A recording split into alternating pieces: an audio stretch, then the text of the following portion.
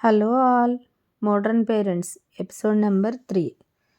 పాప తల్లి డోర్ విసురుగా వేయడం చూసి తను కూడా డోర్ వేసింది. అది గమనించలేదు శాంతి. పాప డోర్ మీద కొడుతూ ఉంది ఏడుస్తూ.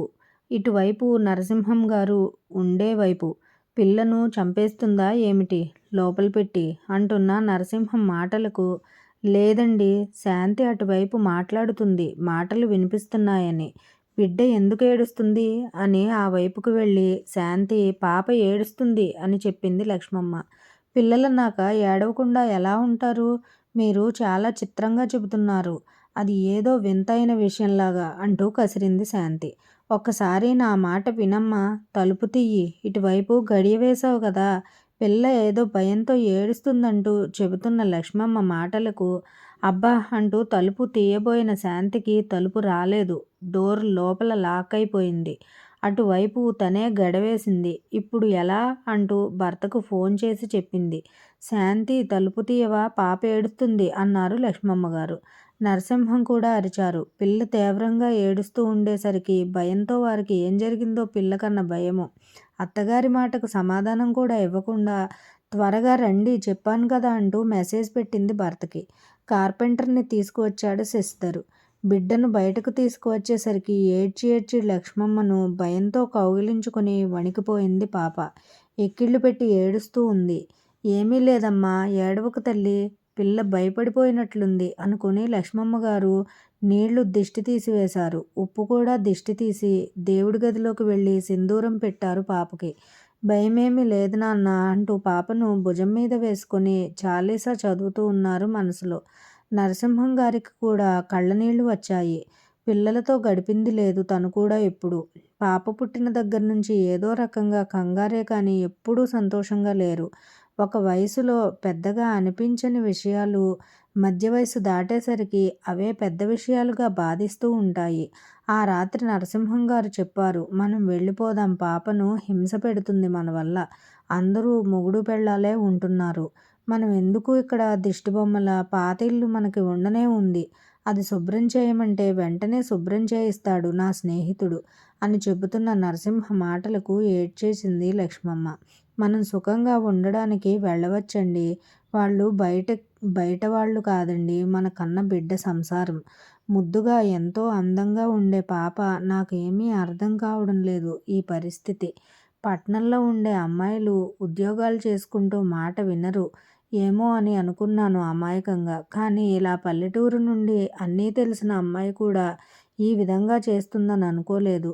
నాది తప్పు అనిపిస్తుంది ఇప్పుడు అని బాధపడుతూ ఉన్నారు లక్ష్మమ్మ. నరసింహం గారు, రాత్రి ఇక్కడే ఇలా ఉంటే నాకు ఆరోగ్యం బాగోదు. ఆ పిల్ల ఏడుపు వింటుంటే బీపీ పెరిగిపోతుంది. ఏదైనా అంటే కోడల్ని అన్నారంటారు. మామగారిగా నేను అనకూడదు నిజమే మరి. నిజానికి బాధ్యత ఉన్న మామగారు తండ్రి లాంటివారు. మన కాలంలో ఇంటి పెద్ద అంటే గడగడలాడింగిపోయేవారు అందరూ. అలా ఉన్న రోజులే నయం. చాలా భయభక్తులతో ఉన్నాము. ఈ రోజు చూస్తుంటే మరి చూడడానికే కాదు చెప్పుకోవడానికి కూడా అసహ్యంగా ఉంటున్నాయి అన్నాడు నరసింహం. నిన్న నేను అక్కడే ఉండగా ఫోన్లో మాట్లాడుతుంది కోడలు. వాళ్ళ బావంట, అమెరికాలో ఉన్నాడట. ముందు అనుకున్నారు ఏమో తెలీదు, నిన్ను చేసుకున్నా బాగుండేది బావా, అమెరికా వచ్చేదాన్ని అని అంటుంది ఈ అమ్మాయి. అతగాడు వచ్చేయి, మీ అక్కకు తోడుగా ఉందుగాని అని అంటున్నాడు. వారి పక్కన కూడా ఇంట్లో పనిచేయడానికి వచ్చిందని ఇద్దరినీ పెట్టుకున్నాడట ఒకడు.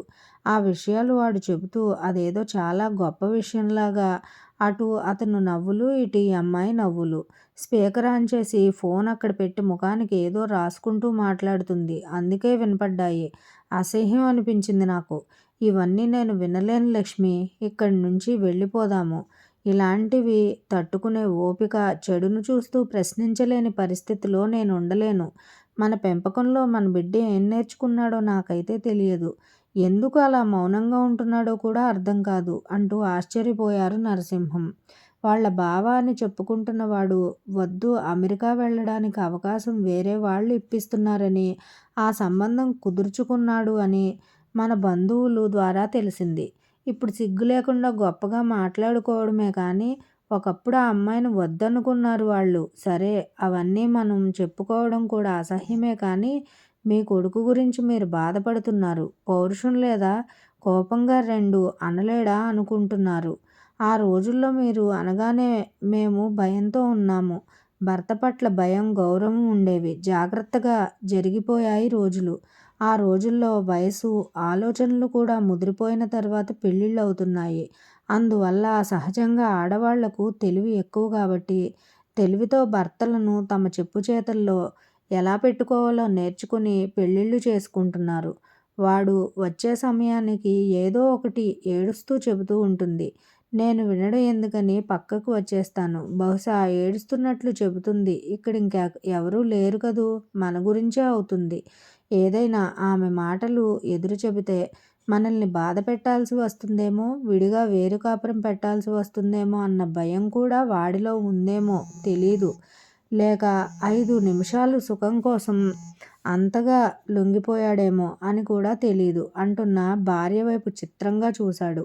ఏనాడూ అలా మాట్లాడి ఎరగదు లక్ష్మమ్మ.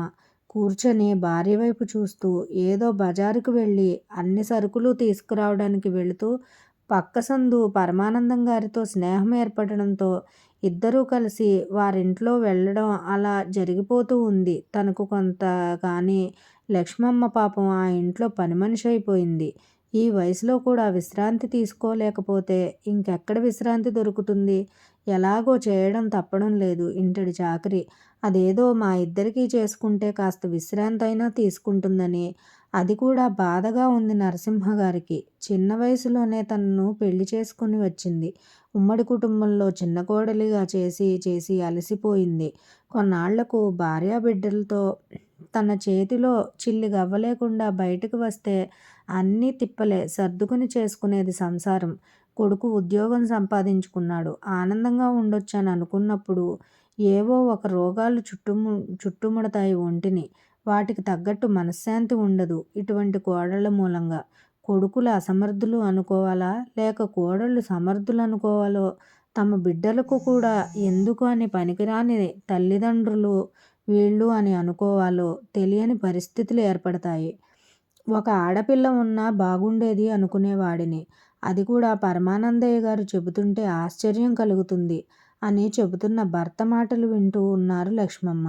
అర్ధరాత్రి అయిపోయింది. పడుకోపోయారు అన్నది భర్త కాళ్లకు నూనె రాసి లక్ష్మమ్మ గారు. నిద్ర పట్టడం లేదు. నీకు నిద్ర వస్తుంటే పడుకోవే అన్నారు నరసింహం గారు. నిద్ర ఎప్పుడో దూరమైపోయింది. పెళ్ళైన కొత్తలో ఇంటడి చాకరీతో తినడానికి కూడా ఏమీ లేక ఆకలితో నానా ఇబ్బందులు పడుతూ ఆనాడు నిద్ర ఉండేది కాదు. తర్వాత బిడ్డను బాగా చదివించుకోవాలని పాకులాడుతూ పచ్చళ్ళు చేసి అమ్ముతూ అలా ఆ రోజుల్లో నిద్రపోలేదు సరిగా. ఇక కొడుకు పెళ్ళయ్యాక నిద్రమొహం తెలియకుండా అయిపోయింది.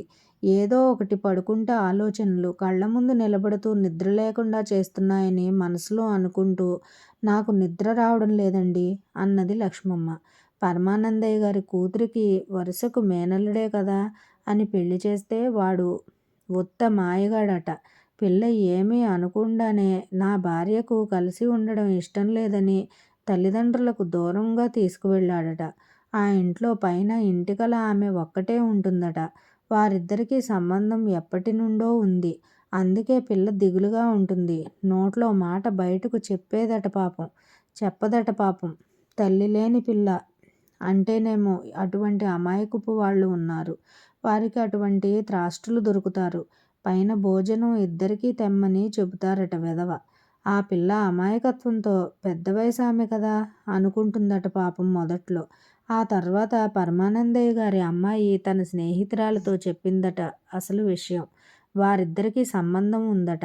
అది వాడికన్నా 15 ఏళ్ల పెద్దదట.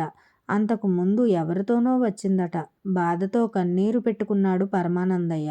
పిల్ల కడుపుతో ఉండి ఇంటికి చేరింది. కనీసం ఎలా ఉన్నదని ఫోన్ చేయడట. ఆయన ఎంతో వేదన పడుతుంటే మన పని మెరుగేలే అనిపించింది అంటూ కళ్ళు తుడుచుకున్నారు నరసింహం.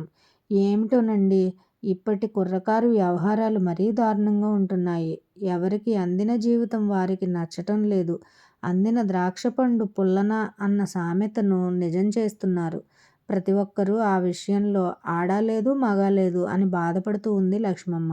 ఊపిరి అందడం లేదు. కాసిని వేడి నీళ్లు తీసుకురావే అని చెప్పాడు నరసింహం. వంటగదిలోకి వెళ్ళి నీళ్లు కాచి తీసుకువద్దామనుకున్న లక్ష్మమ్మ హాల్లో పడుకుని లైట్ కూడా లేకుండా ఫోన్లో ఏంటో చూస్తున్న కోడలు కనిపించింది. అలా గమనించి చూసేసరికి అసహ్యం కలిగింది. ఛీ, ఇలాంటివి కూడా ఫోన్లో వస్తాయా అనుకుంది ఆశ్చర్యంగా. అవి చూస్తూ కోడలు ప్రవర్తిస్తున్న తీరుకు అసహ్యపడిపోయింది.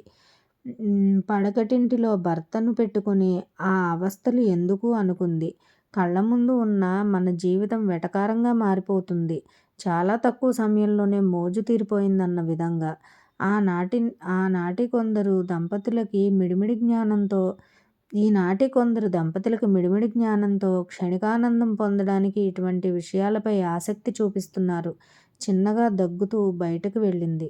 అంతే, బయట పడుకున్న కోడలు శాంతి మూలగడం మొదలుపెట్టింది. ఏమైంది శాంతి అన్నది లక్ష్మమ్మ. ఏదో ఒంట్లో నలతగా ఉంది, అందుకే బయట పడుకున్నాను. జ్వరం కూడా ఉన్నట్లు ఉంది అన్నది శాంతి. ఈలోపు పాపను భుజం మీద వేసుకొని అటు ఇటు తిరుగుతున్న కొడుకును చూసింది గది లోపల. ఏమిటి పిల్లను ఈ సమయంలో భుజాన వేసుకుని తిరుగుతున్నాడనుకుని నీళ్లు స్టవ్ మీద పెట్టి కొడుకును అడగడానికి వెళ్ళింది. ఏమిటోనమ్మా, విపరీతంగా ఏడుస్తుంది. అటు చూస్తే పాపం దానికి జ్వరం వచ్చింది. ఈ జ్వరం ఎక్కడ మాకు అంటుకుంటుందో అని బయట పడుకుంది అంటూ అటు ఇటు తిరుగుతున్న బిడ్డను చూసి బాధపడింది. పొద్దస్తమానం ఆఫీసులో అలసిపోయి వస్తాడు. నిజంగా బాగోకపోతే ఇలా ఉండడం నిజమే. కానీ కోడలు చేస్తున్న పనులన్నీ గమనించిన లక్ష్మమ్మకు విపరీతమైన కోపం వచ్చింది. దుఃఖము వచ్చింది. అడగలేని బాధ, అన్నింటికన్నా పెద్ద బాధ అని అర్థం చేసుకుని ఎవ్వరా బిడ్డని, నేను కాసేపు తీసుకుంటానని తీసుకుంది లక్ష్మమ్మ. అత్తయ్య వాళ్ళు పెద్ద వయసు వాళ్ళు, ఈ వయసులో ఎలా మేలుకుంటారు? పాపను తీసుకోండి, లేకపోతే నేను తీసుకునేదాన్ని జ్వరం లేకపోతే అని కోపంగా అంటున్న శాంతి వైపు చూసి, ఏమిటి నీ ధోరణి అసలు? వాడు నిజంగా ఎంత అందంగా మంచి గుణంతో ఉండేవాడు. కోరుకుంటే ఎంతటి కోటీశ్వరుల పిల్లలైనా వచ్చేవారు. వాళ్ళు మాట వినరు ఏమో అనుకుని శాంతిని చేసింది. ఉన్నతమైన గుణాలు కలిగిన వాడు తల ఎత్తి ఆడపిల్లలను చూసినవాడు కూడా కాదు. వాడికి ఈ కర్మ ఎందుకు వచ్చిందో అందుకు ఎంతో మెచ్చుకునేవాళ్ళు శశిధర్ని చూసి. ఇప్పుడు ఒక్క బిడ్డను కనేలోకి చులకన అయిపోయాడా నా కొడుకు అనుకుంది బాధగా లక్ష్మమ్మ. బిడ్డను భుజం మీద వేసుకుని, ఏంటమ్మా, ఏం బాగోలేదు అని అడిగింది పాపను లక్ష్మమ్మ. ఆద్య ఏడుస్తూ, ఇక్కడ నొప్పి వస్తుంది అన్నది పాప. సాయంత్రం తినలేదా ఏమి అన్నది లక్ష్మమ్మ. మంట పుట్టింది నానమ్మ, నేను తినలేదు. అమ్మ నెయ్యి వేయలేదు. అడిగానని నన్ను కొట్టింది అంటున్న పాప మాటకు ఏడవలేక అలాగే చూసింది లక్ష్మమ్మ. బిడ్డకు ఏదైనా పెడితే సరిపోతుంది, ఆకలి నొప్పి అది అన్నది కొడుకుతో లక్ష్మమ్మ. లేదమ్మా, శుభ్రంగా కడుపు నిండా పెట్టిందట, తిన్నది, ఇంకా ఏదీ పెట్టవద్దు, అరగదని చెప్పింది శాంతి అన్నాడు శశిధరు. అయ్యో పిచ్చివాడా, అందరూ నీలాగే నిజాలు చెబుతారా ఏమిట్రా అనుకుని అక్కడ ఉన్న అరటిపండు తీసి ఇవ్వగానే గబగబా తినేసింది. పాపను లోపలికి తీసుకువెళ్ళి పిల్లలకు మంచిది అని భర్త అడిగి మరీ తీసుకువచ్చిన బిస్కెట్లు 2 తినిపించింది కామ్గా. ఇక్కడ పడుకుందిలే నాన్న అని చెప్పింది లక్ష్మమ్మ. అంతే వేగంగా లక్ష్మమ్మ గారి దగ్గరకు వచ్చింది శాంతి. ఎందుకండి, మావయ్య గారికి దగ్గు వస్తూ ఉంది, మీకు బాగోలేదు, పిల్లలతో అవస్థలు పడిపోతారు అని విసుగుగా పిల్లను తీసుకువెళ్ళి, అప్పటిదాకా ఏడుస్తూ ఉన్నావుగా మీ నానమ్మ ఎత్తుకునేసరికి నీ నాటకాలు పూర్తయ్యాయా అంటూ కోపంగా తిట్టి విసిరి కొట్టినంత పనిచేసింది బిడ్డను మంచం మీద. బాత్రూంలో నుంచి లోపలికి వచ్చిన శశిధరు, నీకు జ్వరం వచ్చిందన్నావుగా, నేను చూస్తాలే వెళ్ళు అన్నాడు. ఏం అక్కర్లేదు, ఇక్కడికి మీరెంతో కష్టపడిపోతున్నట్టు మీ అమ్మగారికి తెగ బాధ వచ్చేస్తుంది. మీ అందరూ నన్ను సాధించడానికే కదూ పొద్దస్తమానం అందరికీ చేయలేక నా నడుం పడిపోతుంది. అందుకే కదూ జ్వరం కూడా తగలబడింది అంటున్న భార్య వైపు చూసి, పని మనిషిని పెట్టుకుందామంటే వద్దంటావు ఎందుకు? ఆ పని మంచి చేస్తుంది కదా అన్నాడు శశిధర్. ఎందుకు పని మనిషి శుభ్రంగా చేయదు? మన ఆరోగ్యాలు పాడైపోతాయి, అందుకే నేనే చేస్తున్నాను అన్నది శాంతి. అత్తగారు పని మనిషిలా, మామగారేమో అన్నీ తీసుకువచ్చే పనివాడిలా కనిపిస్తున్నారు శాంతకు. వారిద్దరూ పనులు వేరొకరు చేస్తే ఎలా నచ్చుతుంది?